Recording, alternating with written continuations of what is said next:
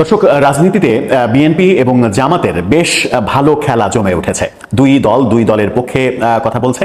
জামাতের পক্ষ অবলম্বন করে বেশিরভাগ সময়ই আমরা চরমনাই পীরের দুই ভাইকেও বিএনপির বিরুদ্ধে বিষোদ্গার করতে নিয়মিতভাবে দেখছি। এর মাঝে বিএনপি নেতা অ্যানি তিনি যখন জামাতকে বেঈমান, মুনাফেক, চরমনাই পীরকে ভণ্ড এই ধরনের বাজে মন্তব্য করলেন, তখন আবার চরমনাই পীর থেকে, চরমনাই দল থেকে, ইসলামী আন্দোলন থেকে প্রতিবাদ জানিয়ে বলা হলো যে নিঃশর্ত ক্ষমা না চাইলে ব্যবস্থা গ্রহণ করা হবে। সেই ইস্যু অবশ্য থেমে গেছে। অর্থাৎ বিএনপি এবং জামাতের সাথে ইসলামী আন্দোলন, এই দুই পক্ষের একেবারে পাল্টাপাল্টি অবস্থানটা স্পষ্ট হয়েছে। আগামী নির্বাচনে এই পাল্টাপাল্টি অবস্থান অনেকটা বিগত সময়ে যে রাজনীতির দুই বৃহৎ শক্তির পাল্টাপাল্টি লড়াই আমরা দেখেছি, বিএনপি জামাত মানে বিএনপি আওয়ামী লীগ, সেই লড়াইয়ের মতো হবে, নাকি বিগত সময়ে আমরা যে পাল্টাপাল্টি অবস্থান দেখেছি আওয়ামী লীগ ভার্সেস জামাত, সেই রকম অবস্থা দাঁড়াবে? আমার মনে হয় যে বিএনপি এবং জামাতের বর্তমান সম্পর্কটা আগে আওয়ামী লীগ জামাতের যে সম্পর্কটা ছিল সেই দিকে এগিয়ে যাচ্ছে, এবং তারই একটা উদাহরণ আবারও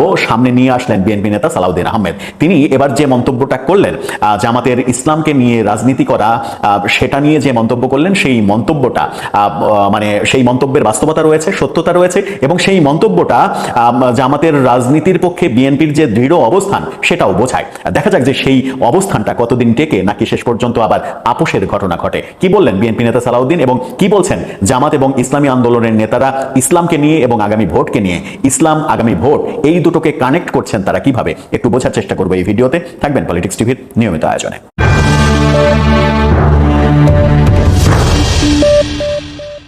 দর্শক, বলছিলাম জামাত এবং বিএনপির পাল্টাপাল্টি অবস্থান। জামাতের পক্ষে ইসলামী আন্দোলন, বিএনপির পক্ষে রাজপথে সরব খুব একটা কাউকে দেখা যাচ্ছে না। বিএনপির মতো রাজনীতি করে যাচ্ছে। বিএনপি নেতা সালাউদ্দিন আহমেদ গতকালকে একটা অনুষ্ঠানে তিনি মন্তব্য করেছেন, বাংলা ট্রিবিউনের শিরোনামটা আপনারা দেখে নিতে পারেন। তিনি মন্তব্য করছেন যে তারা নাকি জান্নাতের টিকিট দেবে, নাউজুবিল্লাহ। সালাউদ্দিন আহমেদ অর্থাৎ সম্প্রতি জামাত ইসলামের বিভিন্ন নেতাদের বিভিন্ন বক্তব্যে এরকম উঠে এসেছে যে জামাতকে ভোট দিলে সেটা আল্লাহকে ভোট দেওয়া হবে, আল্লাহর পক্ষে ভোট দেওয়া হবে, জামাতকে ভোট দিলে জান্নাতের টিকিট পাওয়া যাবে। এই ধরনের আলোচনা তারা করেছেন, যেটা সম্পূর্ণভাবে ইসলামের সঙ্গে সাংঘর্ষিক। সেই ব্যাপারটাই সালাউদ্দিন আহমেদ বলার চেষ্টা করলেন। কি বললেন তিনি, একটু শোনা যাক। তিনি জামাত ইসলামকে উদ্দেশ্য করে বিএনপির স্থায়ী কমিটির সদস্য সালাউদ্দিন আহমেদ বলেছেন, ইসলাম কোনো রাজনীতির কোটা নয়। রাজনীতি দিয়ে ইসলামকে নিয়ে আসবে, তাদের ভোটের মধ্যে প্রতিহত করবেন। অর্থাৎ ইসলামের মধ্যে যারা রাজনীতি ঢোকাবে তাদের ভোটের মাধ্যমে প্রতিহত করতে বলছেন তিনি। তারা নাকি জান্নাতের টিকিট দেবে, নাউজুবিল্লাহ।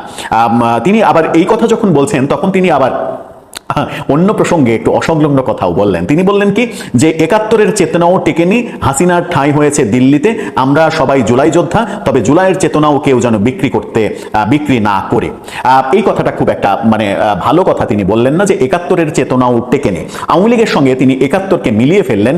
এই ভুলের পথে যদি বিএনপি রাজনীতি করে, তাহলে আমার মনে হয় যে তারা এখনো ভুল পথে রয়েছে। আওয়ামী লীগের সঙ্গে ৭১-কে মেলানো আওয়ামী লীগের ভুল, আওয়ামী লীগের পতন, সেটা ৭১-এর পতন হতে পারে না, ৭১-এর চেতনার পতন হতে পারে না। বিএনপি একজন মুক্তিযোদ্ধার, একজন সেক্টর কমান্ডারের নেতৃত্বের দল, সেই দলের নেতা এই ধরনের মন্তব্য না করলেই ভালো। এই ধরনের মন্তব্য করলে যেটা হবে সেটা হচ্ছে যে কেউ সে এই কথাটা বলার সুযোগ পাবে যে বিএনপিও ৭১-এর চেতনা বিরোধী কিনা, কিন্তু সেটা তো হওয়ার কথা নয়। বিএনপির নেতা সেক্টর কমান্ডার ছিলেন, বিএনপিতে অসংখ্য মুক্তিযোদ্ধারা রয়েছেন, বিএনপি দাবি করে তারা মুক্তিযুদ্ধের পক্ষের শক্তি। কিন্তু সালাউদ্দিন আহমেদের, আমি জানি না বাংলা ট্রিবিউন এটা মিসলিড করেছে কিনা, কিন্তু সালাউদ্দিন আহমেদ যদি এই মন্তব্যটা করে থাকে, ৭১-এর চেতনাও টেকেনি, আমার মনে হয় যে এই মন্তব্যটার জন্য তার দুঃখ প্রকাশ করা উচিত। কারণ ৭১-এর চেতনা কখনোই মরবে না। পৃথিবী যতদিন থাকবে ততদিন মুক্তিযুদ্ধের চেতনা থাকবে, ৭১-এর চেতনা থাকবে। পৃথিবীর কোনো শক্তি ৭১-এর চেতনাকে মাটির সঙ্গে মেশাতে পারবে না।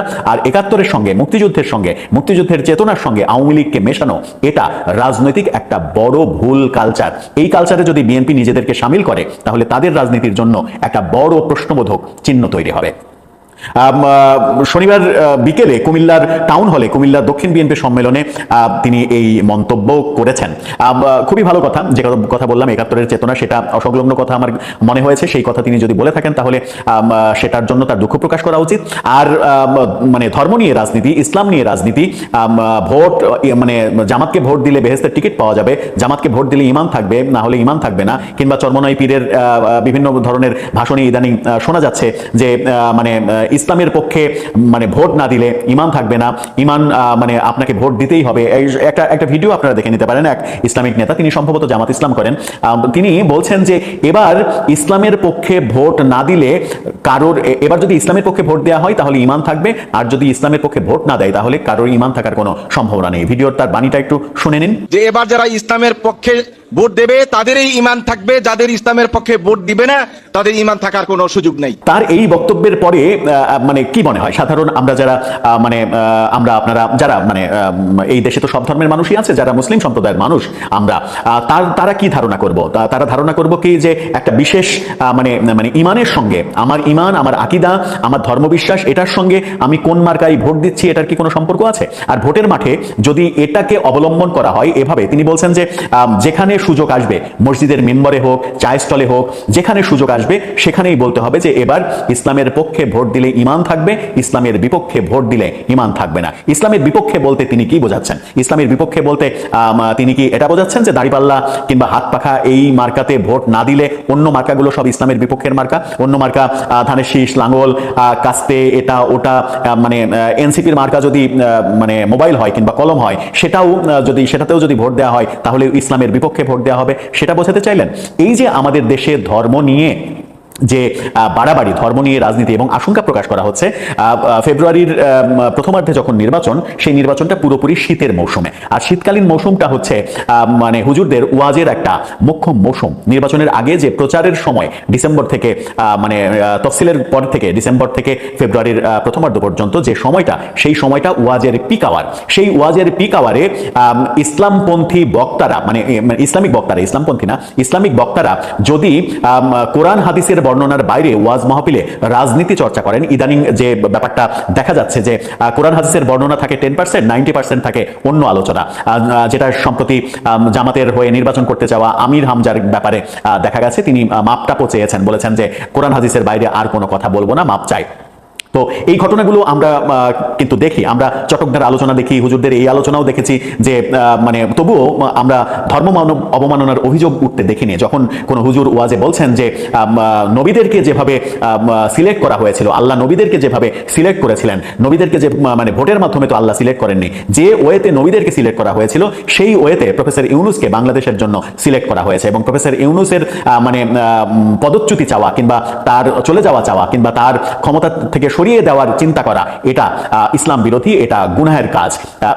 এই ওয়াজগুলো যখন ওয়াজ মাহফিলে হচ্ছে, এটার সঙ্গে ইসলামের কি সম্পর্ক, এটার সঙ্গে কোরআনের কি সম্পর্ক, হাদিসের কি সম্পর্ক, কোন হাদিসে, বুখারী শরীফ নাকি মুসলিম হাদিস নাকি কোন সহিহ হাদিসে এই কথাটা লেখা আছে, কিংবা তারা যে আলোচনাগুলো করেন, রাজনৈতিক আলোচনাগুলো, কখনো কখনো মমতাজের গান গেয়ে মানে শ্রোতাদের একটু সতেজ করার চেষ্টা করেন, এই যে ব্যাপারগুলো, এই ব্যাপারগুলো অনেকদিন থেকেই সমালোচিত হচ্ছিল। কিন্তু এই যে নির্বাচনের মৌসুম যখন হচ্ছে, তখন যে ভিডিওর অল্প একটু অংশটা দেখালাম, এই ধরনের বক্তব্য এবং এই ধরনের ওয়াজ যদি হয় কিংবা এই ধরনের কর্মকাণ্ড করার যদি সুযোগ দেওয়া হয়, তাহলে ভোটের উপরে ব্যাপকভাবে সেটা প্রভাব পড়বে, নেগেটিভ প্রভাব পড়বে, এবং মানুষের মগজকে নেগেটিভলি, সাধারণ মানুষের, সাধারণ অসহায় কিংবা বৃদ্ধ অশিক্ষিত সম্প্রদায়ের মানুষকে ধর্মের নামে অন্যভাবে, ভুলভাবে, মিথ্যাভাবে মোটিভেট করার একটা ওয়ে তৈরি হবে। সেটা না হোক, এটা আমাদের প্রত্যাশা। ভোটটা ঠিকভাবে হোক, যে যত জনপ্রিয়, যার মানে আমাদের কথা হচ্ছে যে মার্কার চাইতেও ওই আসনে যে ব্যক্তিটা দাঁড়াচ্ছেন সেই ব্যক্তিটার সততা, সেই ব্যক্তিটার কর্মক্ষমতা, সেগুলো বিবেচনা করে মানুষ যাকে ইচ্ছা তাকে ভোট দেবে। যারা ভোট করবে তাদের মধ্যে যাকে ইচ্ছা তাকে ভোট দেবে অথবা ভোট দেবে না, সেটা একেবারে জনগণের মৌলিক অধিকার। কিন্তু জনগণের ধর্মবিশ্বাসকে ব্যবহার করে যদি ভোটকে প্রভাবিত করার চেষ্টা হয়, তাহলে সেটা অবশ্যই দুঃখজনক, এবং এটা এক ধরনের না, এটা নিশ্চিত করে ধর্ম অবমাননার কর্মকাণ্ড, যেটা আমার মনে হয় যে রাষ্ট্রীয়ভাবেই দেখা উচিত, যেটা সালাউদ্দিন আহমেদ বলার চেষ্টা করলেন। সালাউদ্দিন আহমেদ সেই কথাটা যেমন বলছেন সত্য কথা, আবার ৭১-এর চেতনা টেকেনি এই ধরনের কথাও বলছেন। আমার মনে হয় যে রাজনীতিবিদরা কখন কি কথা বলেন, কখন ঠিক কথা বলেন, কখন অসংলগ্ন কথা বলেন, কখন কি আচরণ করেন, এই ব্যাপারটা বাংলাদেশে আজকে পর্যন্ত একটা স্টেবল অবস্থায় গেল না। তারা বোধহয় মানে চটকদার কথা বলতে কিংবা দর্শক উত্তেজিত করার কথা বলতে বেশি পারঙ্গমতা দেখাচ্ছেন ইদানিংকার রাজনীতিতে, সেটাই দেখছি। দর্শক, এ ব্যাপারে আপনার ভাবনা লিখে জানাতে পারেন আমাদের।